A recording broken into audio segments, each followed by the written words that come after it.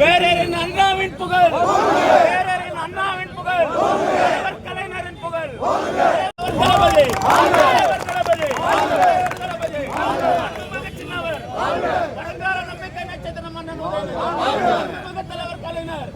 பின்னால போங்க, நிருபர்கள் பின்னால போங்க,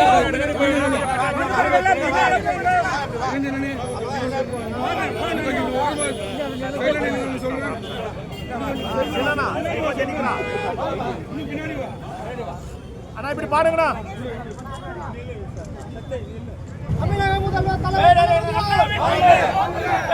அண்ணாவின் புகழ், பெரியாரின் புகழ், கலைஞரின் புகழ், தலைவர் தளபதி, தலைவர் தளபதி, தமிழ்நாட்டின் முதலமைச்சர், மாண்புமிகு தமிழ்நாட்டின் முதலமைச்சர், வருங்கால நம்பிக்கை நட்சத்திரம் மன்னன் உதயநிதி, வருங்கால நம்பிக்கை நட்சத்திரம் மன்னன் உதயநிதி, திராவிட முன்னேற்ற கழகம், திராவிட முன்னேற்ற கழகம்.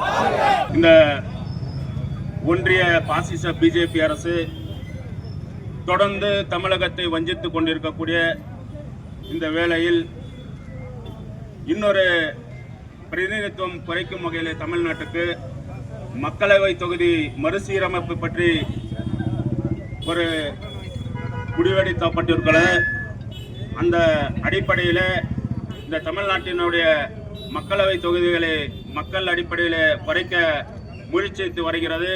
அதை எதிர்க்கும் வண்ணம் மாண்புமிகு கழகத் தலைவர் தமிழ்நாட்டின் முதலமைச்சர் அவர்கள் ஒரு சுற்றறிக்கையும் தந்து அதுக்கு பின்பு ஒரு உறுதிமொழியும் ஏற்க சொல்லியிருக்கிறார். அந்த சுற்றறிக்கையிலே குறிப்பிடப்பட்டுள்ளது, மக்களவை தொகுதி மறுசீரமைப்பு பற்றி மக்களிடம் நீங்கள் ஒவ்வொருவரும் விழிப்புணர்வு ஏற்படுத்துவதற்கான விளக்கம். 1. 2026 மக்கள் தொகை கணக்கெடுப்பு அடிப்படையிலான மக்களவை தொகுதி மறுசீரமைப்பானது தமிழ்நாட்டு எம்பிக்களின் எண்ணிக்கையை குறைத்து நாடாளுமன்றத்தில் நமது குரலை பலவீனப்படுத்தும். 2. போதிய எம்பிக்கள் இல்லாமல் தமிழ்நாட்டில் பாதிக்கும் கொள்கைகள் எதிர்க்கும் நின்று தடுக்க முடியாத போகும். நமது மாநிலத்தின் பெருமைமிக்க சமூக நீதி மற்றும் சுயமரியாதை பாரம்பரியத்தை நாம் இழக்க நேரிடும். 4. வலுவான அரசியல் பிரதிநிதித்துவம் இல்லாமல் போனால் எளிய மக்கள், மாணவர்கள், விவசாயிகள், தொழிலாளர்கள் மற்றும் பெண்களுக்கு உதவக்கூடிய நலத்திட்டங்களுக்கான நிதி பெருமளவு குறைக்கப்பட்டு நலத்திட்டங்களே தொடர முடியாத சூழ்நிலை ஏற்பட்டுவிடும். பள்ளிகள், மருத்துவமனைகள், சாலைகள் ஆகியவற்றுக்கு குறைவான நிதி ஒதுக்கப்படும். அத்தோடு நமது இளைஞர்களுக்கான வேலை வாய்ப்புகள் குறைக்கப்பட்டு நமது அன்றாட வாழ்வையை பாதிப்படை செய்துவிடும். 6. இந்த மாற்றம் நம்மை மட்டுமல்லாது நம் குழந்தைகளின் எதிர்காலத்தையும் பேர குழந்தைகளின் எதிர்காலத்தையும் சேர்ந்து பாதிப்படைய செய்திடும். தமிழ்நாட்டின் எதிர்காலத்துக்காக கட்சி வேறுபாடின்றி இப்போது நாம் ஒன்றுபட்டு நிற்க வேண்டும் என்று தலைவர் கலைஞர் அவர்கள் சொல்லியிருக்கிறார்.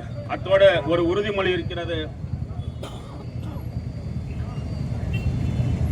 தமிழ்நாட்டின் நலன்களையும் எதிர்காலத்தையும் யாருக்காகவும் எதற்காகவும் விட்டுத்தர மாட்டோம். தமிழ்நாட்டின் உரிமைகளுக்காக ஒன்றுபட்டு போராடுவோம். தமிழ்நாடு போராடும், தமிழ்நாடு வெல்லும். இதுதான் ஒரே இலக்கு.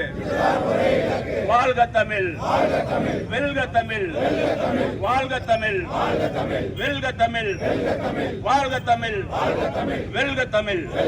நன்றி, வணக்கம்.